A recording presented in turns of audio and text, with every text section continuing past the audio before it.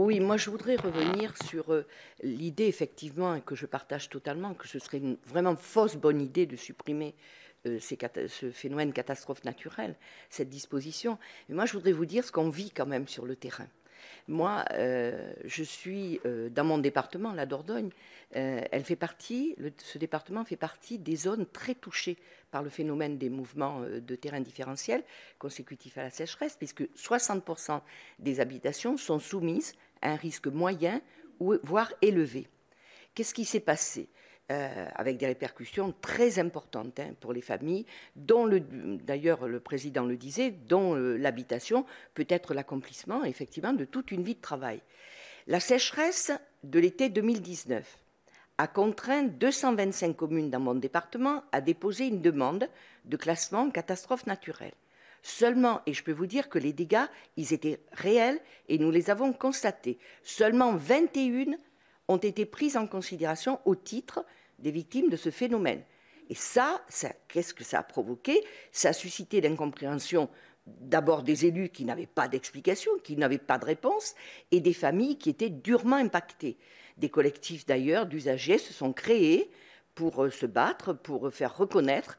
J'ai interrogé le préfet qui n'a pas pu me donner de réponse. Voilà.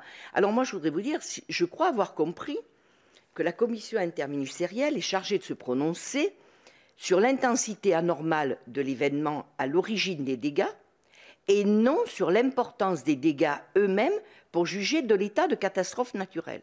Je crois avoir compris ça. Donc, dans ces conditions, il est totalement incompréhensible que des communes voisines, limitrophes, ayant la même situation et les mêmes caractéristiques, des sols identiques, aient pu ne pas être reconnues, elles, en catastrophe naturelle.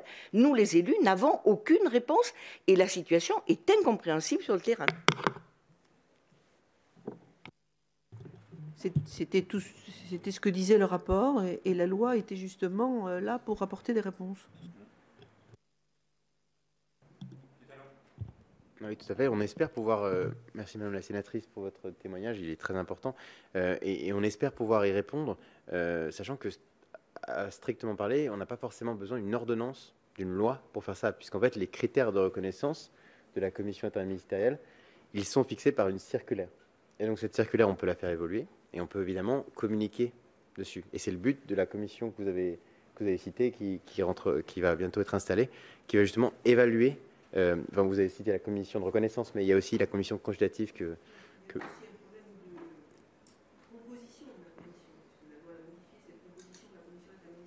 Tout à fait.